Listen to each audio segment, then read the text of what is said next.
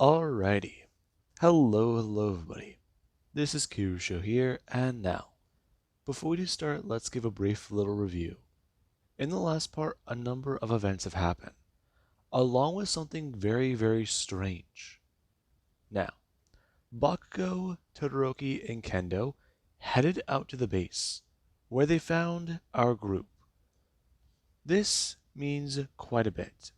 Whenever they arrived, Tokage opened the door and allowed them in.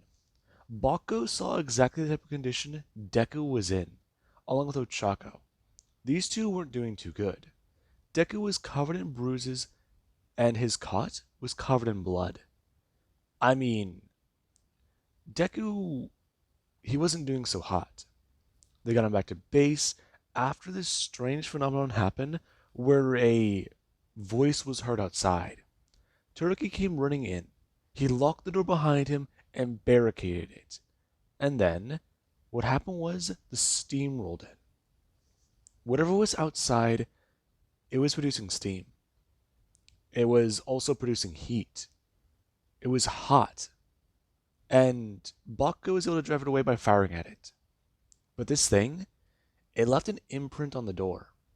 There were burned handprints.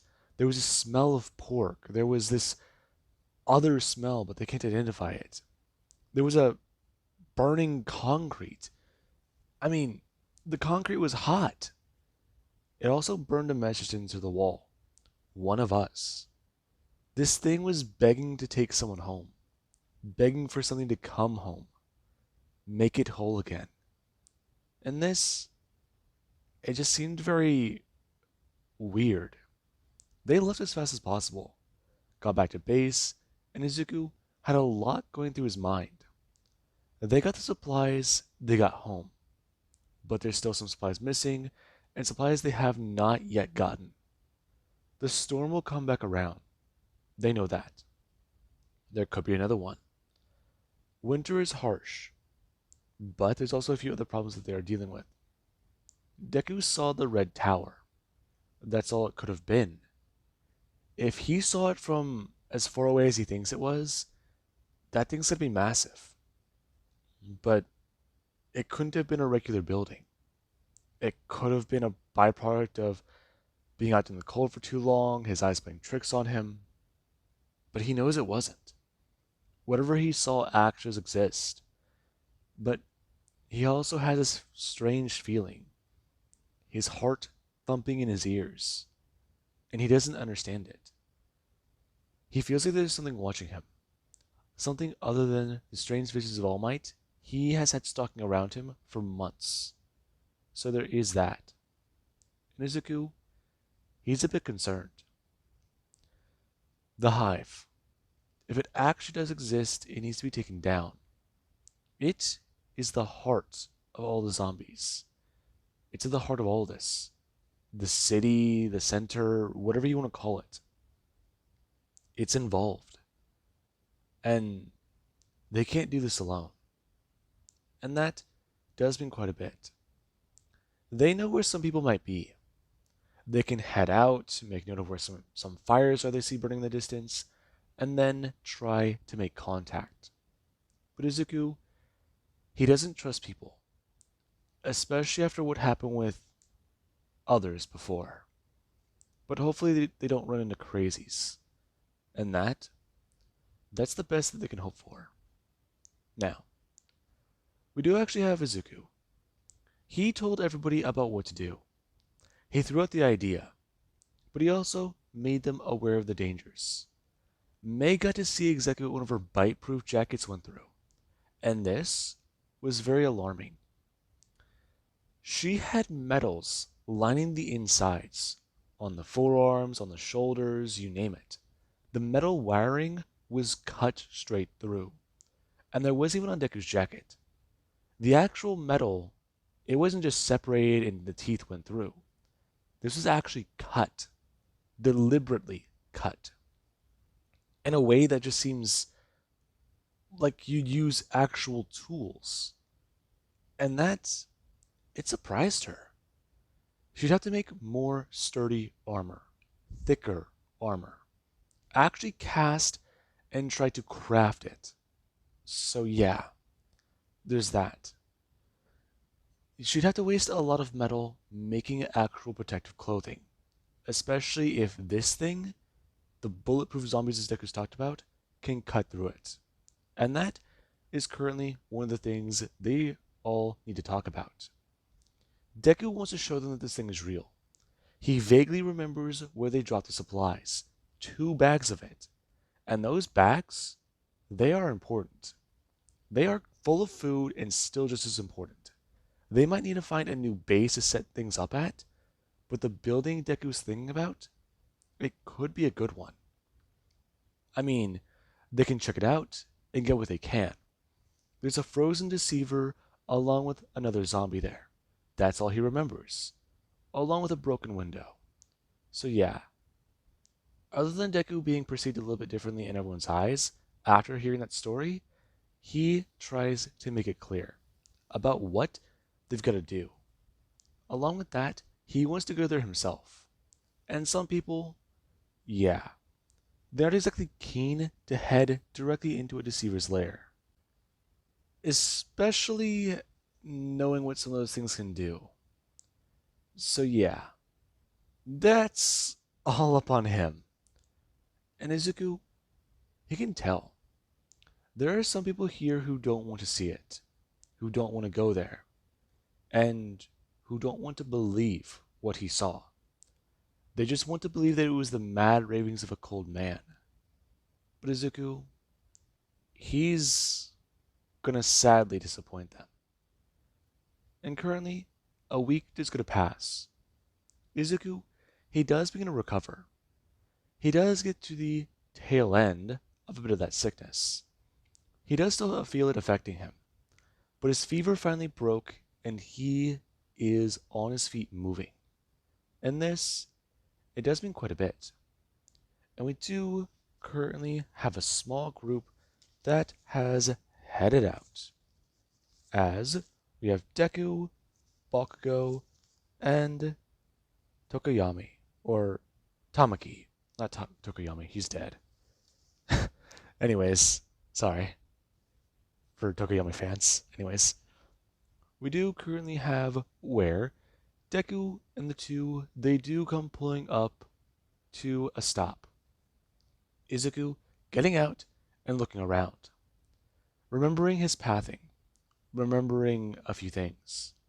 And he does retrace his steps backwards. Currently, him walking through the snow. And Bakugo, he does get a follow. Right now, Tamaki going to turn off the car and sit there for a minute. Him bracing himself and gonna get out.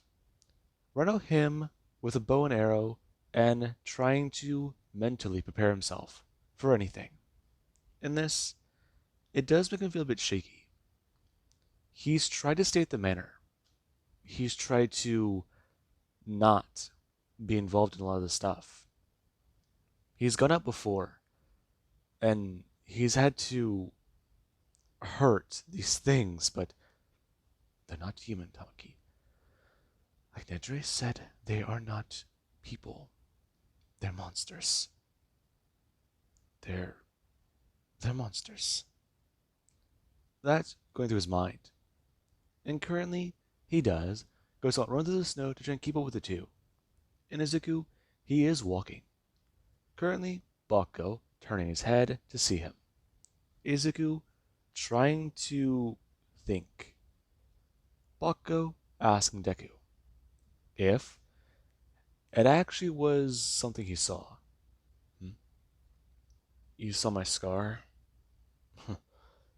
Yeah, it's gonna scar up real good. Though, it does make me concerned. Yeah, I've got a few things going through my head. Do you? I want to check something out after we leave. We get those bags. Besides, we've got to head back to that store. While we can. Before the next storm. Funny. I had a similar thought. Though, You said it was bulletproof. Took 2 magazines. I went through 8 bullets first. Then it broke my knife. It broke your... Jesus.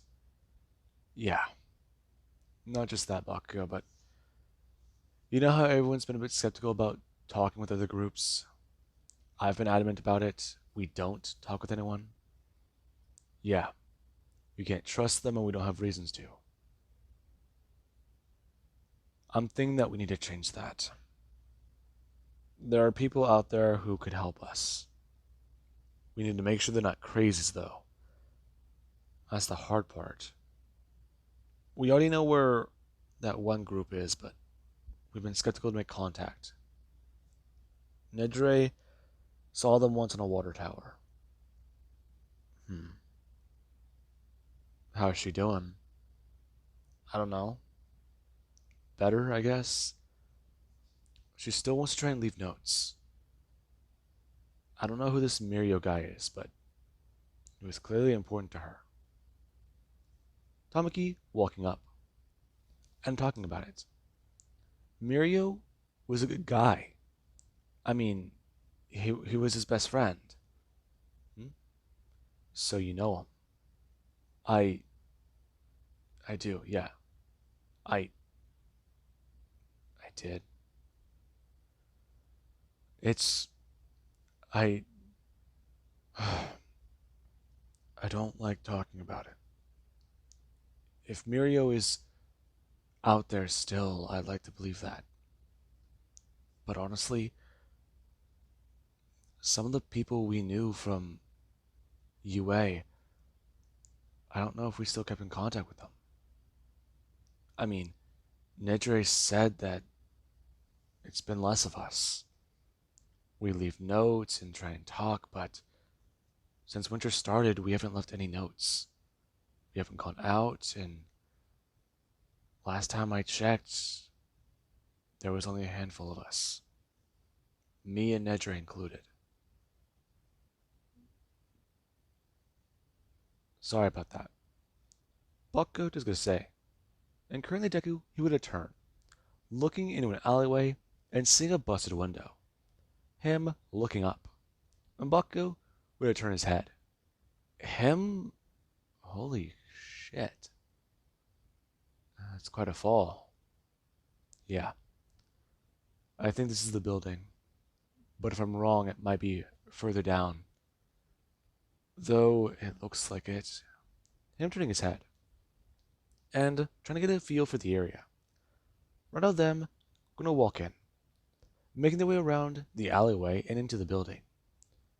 As these three, they try to look for anything. Deku, he remembered dropping his coat on the way here. So, if they walk further down the road, they might find a coat. But inside, if there's a coat, this is the building.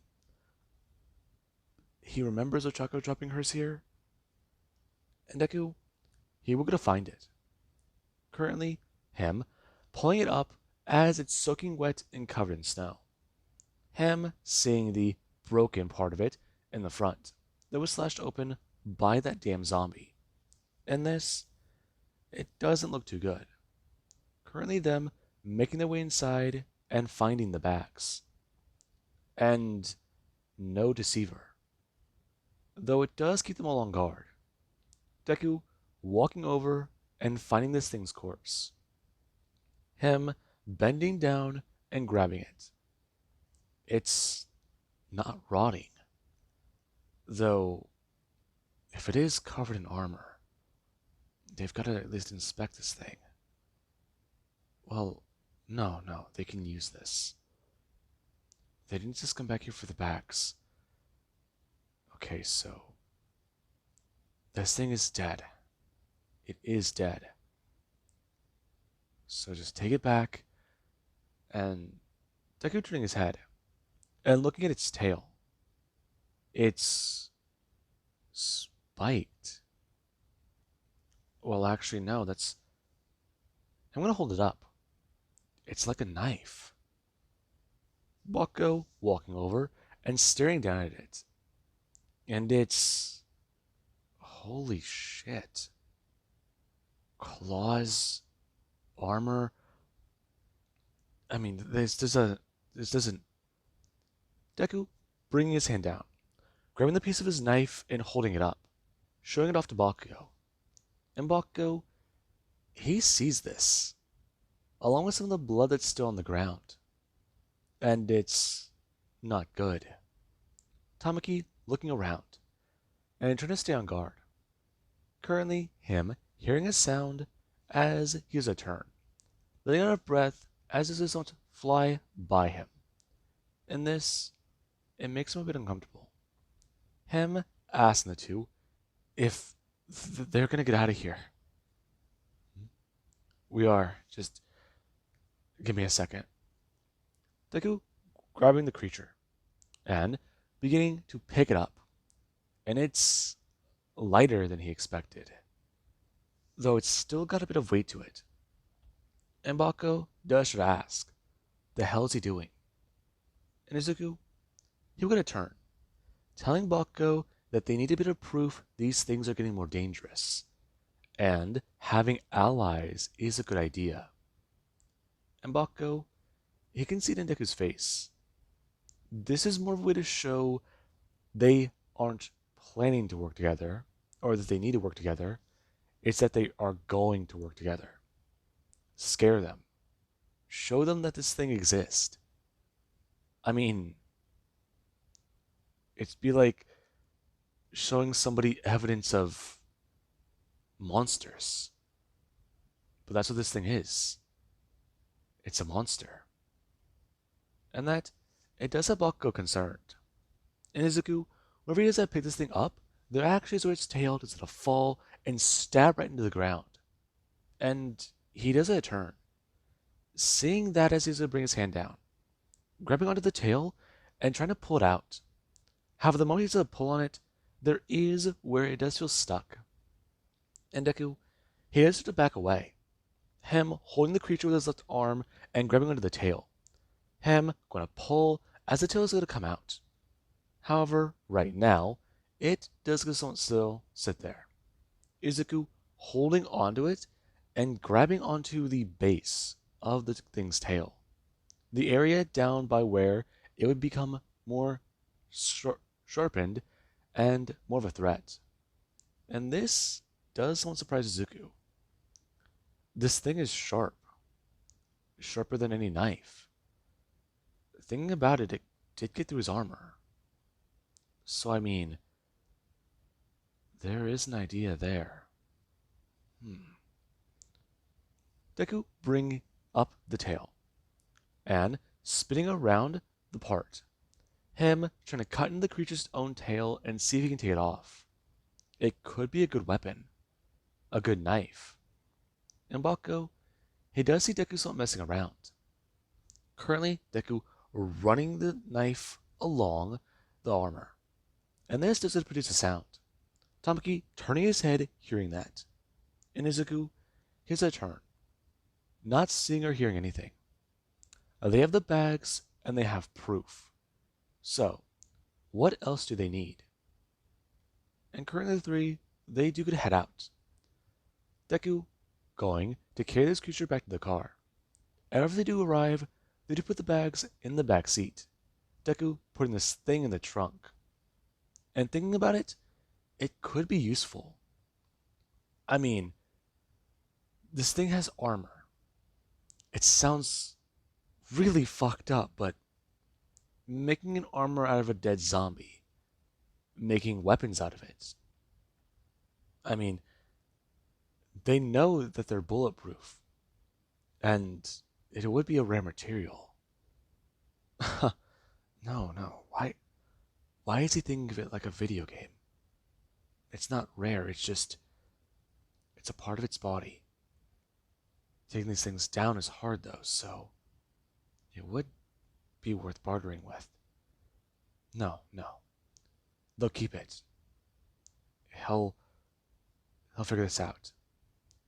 Deku setting this thing's tail down onto the back of the car, bring up a weapon and bring it down. Him trying to feel along for anything that can move, anything that can take off the tail, gaps in the armor that allow it to move, allow it to mess around. The tail isn't as sturdy or strong, and honestly, with one good pull, it might come off, but that's up for debate. And currently, the three do get back into the car and begin to move.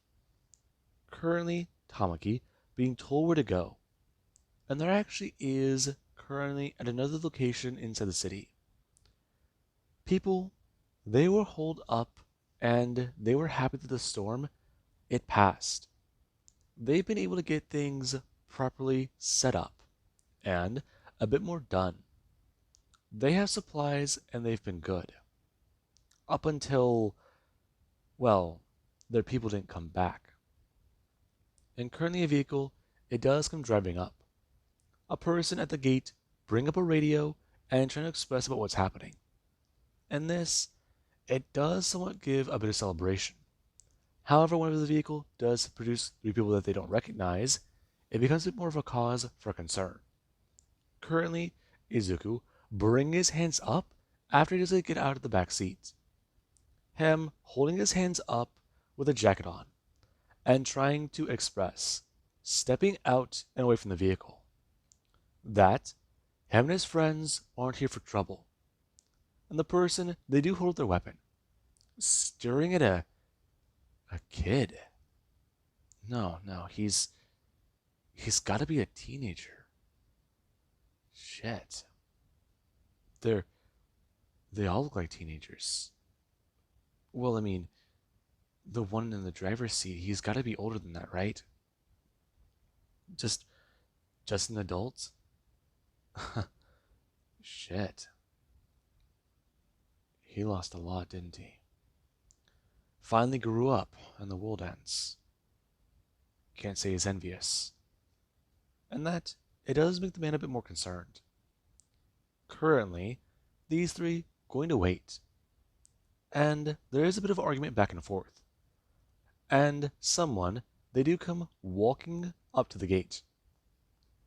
Currently trying to ask the three why exactly they're here and how they knew they were here. And Bakugo, he has opened his mouth. Him about to say something to Izuku, we would have stepped forwards. Listen, we've known you've been here for quite some time. I won't lie or bullshit you, okay? I think we've all been through enough to know that's not the good thing to talk about. The fact of the matter is, we need your guys' help. You need our help. We're trying to take care of our own. Listen, kid, we're willing to take you in, but you have to pull your weight around here. You have to. No. That's not what I'm talking about. Listen. How well have you guys explored the city? Explored? Yeah. Have you guys seen the monsters? Yeah. We ran into the monsters. The infected. Okay. So you know how dangerous they are. You've ran into the stickers. You've ran into the spiders. You've ran into the dogs. The what? You probably call them by different names. Or you might just call them the monsters. You've named the infected? Yeah, we did. But we ran into two infected that are harder to deal with. Also, we ran into one that we don't know anything about. We ran into something, that's all we know. It could be a crazy, you know. A crazy. Somebody who isn't a zombie yet, but they're insane. You're talking about one of those psychos out there? Yeah, the psychos, I guess you probably call them. Listen, I'm gonna head back over to the car. I'm gonna grab one of the infected I'm talking about. You have an infected in your vehicle? Yeah, trust me. You're gonna want to see it to believe it. Okay, kid. Just slow down. why are you guys here if you're not here to, well, come live here? We need help. We have an idea as to how to clear out some of the infected. Maybe take them down, destroy their hive, their nest. It's a bit of a problem. These things are adapting. They're getting stronger, more dangerous. And them having armor is proof of that. Armor. What's the scariest thing that you can imagine a zombie being able to do? Tear a man apart, climb over, rip a car in half, hold a truck from taking off? We ran into deceivers. The giant monsters the size of a goddamn car who can mimic voices and, well, kill you. We've ran into a lot. We've ran into those things where they're smart, intelligent, and this one I'm talking about, the bulletproof one, it's worse than anything I've seen. It's like a feral animal, just completely and totally off its rocker. But bulletproof? I don't believe it. Deku turning, him walking over to the vehicle as the person they would turn, expressing to their people not to fire. Because this kid, he sounds a little crazy, but at the same time, his confidence, it concerns them. There's no way a zombie could be bulletproof. And Izuku, he currently does go to open the trunk, him grabbing this thing and pulling it out. Right now, it falling to the ground as it takes a hold onto its tail, him coiling it around his hand and pulling it. Right now, him trying to pull off the tail and drag it over, hopefully showing this thing can be a threat. Now, Deku, he does drag it over, currently him going to do so and showing what it looks like. And the person doesn't sit there, staring down at this monster. It doesn't have eyes, but its body. Deku bending down and holding up its head, telling them he blasted this thing in the forehead a number of times. He only took it down by shooting through its jaw and hitting it in the brain through the armor. He couldn't get through it. He had to wait for it to sink its teeth into him. And then he was able to kill it. These things are dangerous. They're relentless. And they nearly killed him, along with his girlfriend. They got lucky to survive. This is what the zombies are turning into. Deku tossing it to the ground. And currently the person, they're a bit concerned. They're asking them to help take down the zombies. Help take down anyone. Right. No, that is a bit of concern. Where are you kids stationed at? We're not stationed anywhere. We don't technically live in the city. You don't? No, we don't. In fact, we had to abandon our last hideout. The thing I'm talking about, this steam entity, we don't know if it's a crazy or an infected. But I think we'd all prefer to know the better option.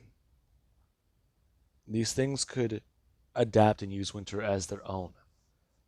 They already have an advantage over us. They don't get cold, they don't get tired, they're relentless. We all know that. So, if you can work with us, we're willing to help. How are you guys on supplies? The person's staying silent. Since that's the topic they thought that these kids would approach them with. Either they're friendly or hostile. And what they're demanding could be food. And the person, they're a bit more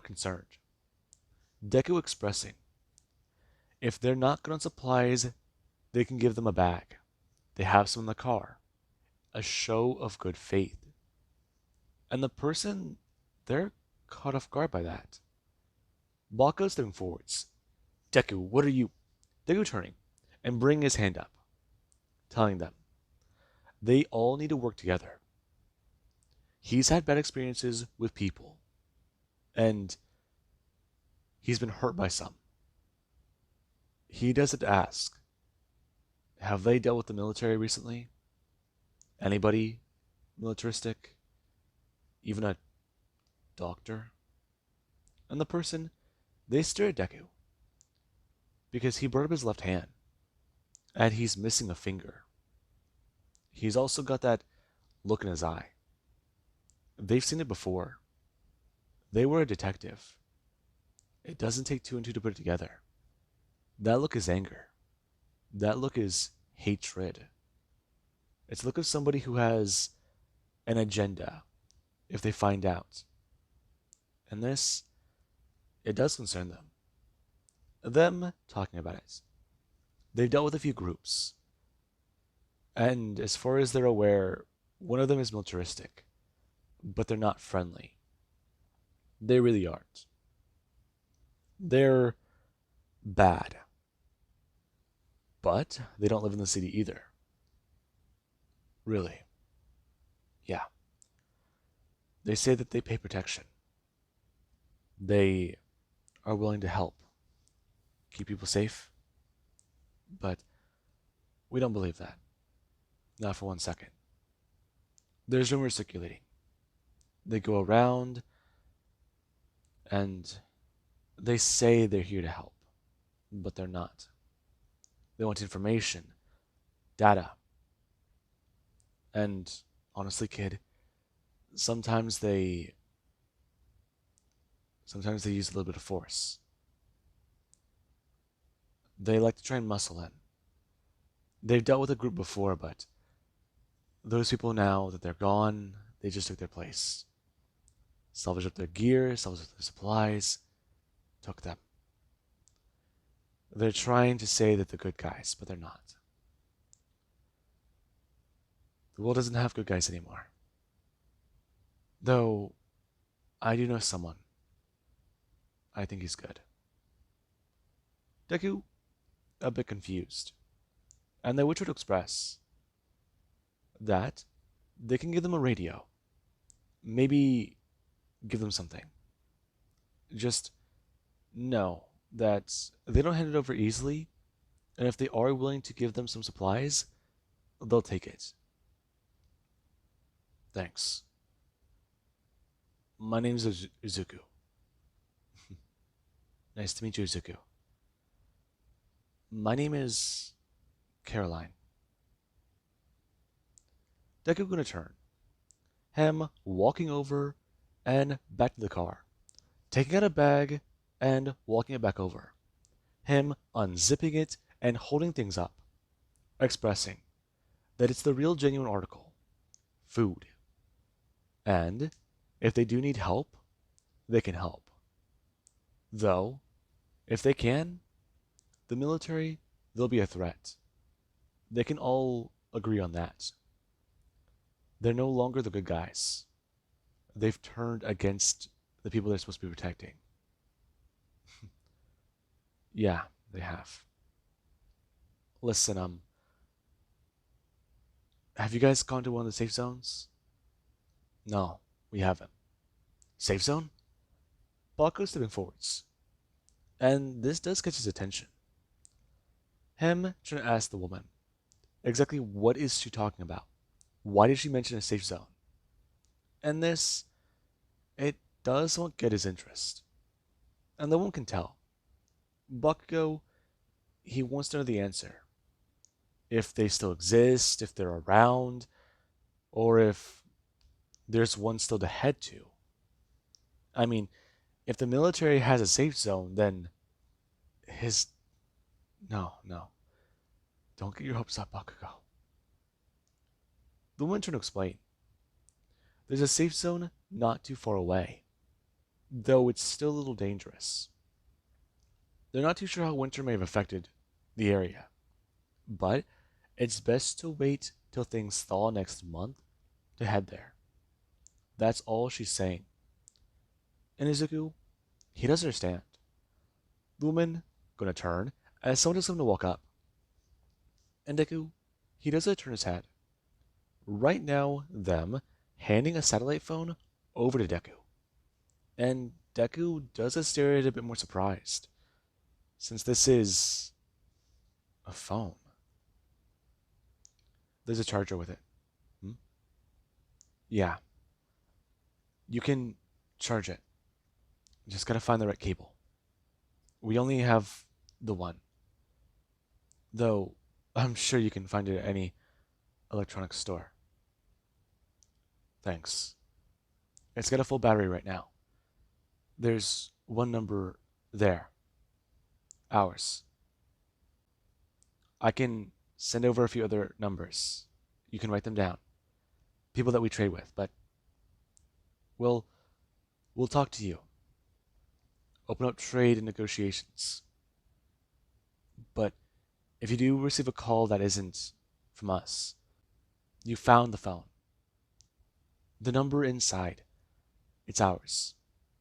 Well, technically it's ours, but it's not one that they. It's hard to explain. What do you mean? They don't know we have that phone. No one does. We have another one, but it's one that they gave us. That one we took off of a dead man. If they find out, they might think you killed him. So be warned. Him gonna turn.